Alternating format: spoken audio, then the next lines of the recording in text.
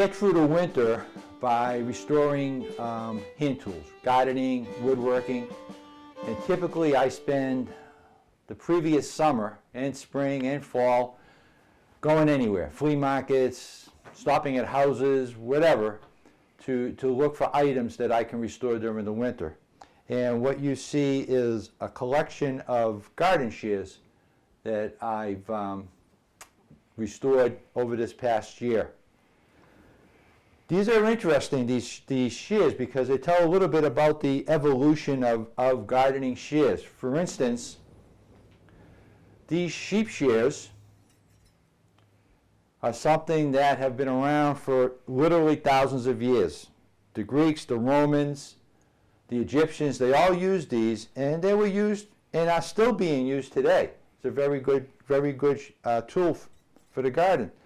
But somewhere around the turn of the last century, some people started getting the feeling that this exercise, this use, was not ergonomically correct. And ergonomics, by the way, is a word that came about in 1858. So that's a term that's been around for a while. So they felt that this was not the best way to be cutting grass and weeds all day.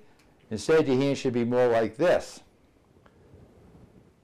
So in 1919, a gentleman by the name of Goodwin pulled out a patent that changed that motion, and he put a little U right here and a pivot point here, so that when you squeeze the handles, the blades came together. Give you a better example here, you can see it better here. So what he did was he put the pivot point here, and then he locked the blades here, and he had these two pieces pulled down, and that's how the shear worked. And what's good about these is that you can take them all apart to sharpen and restore them. For example, this and this are the same shear.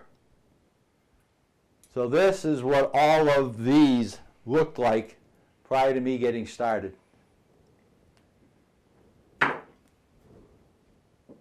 One of the things that I noticed in the restoration is all the color. When I cleaned it all up, I could see the colors coming through, and I tried to match the colors to the original. We always think about our ancestors, our grandparents, living in a black and white world, because back in the 40s and 50s, there were no color film, no videos in color, movies were in black and white. So we never thought of them in anything but shades of gray. And here we are with all of these beautiful colors. And that just struck me as so interesting. If you get the opportunity, take the time to pick up something to keep you busy during the winter, to get rid of that boredom.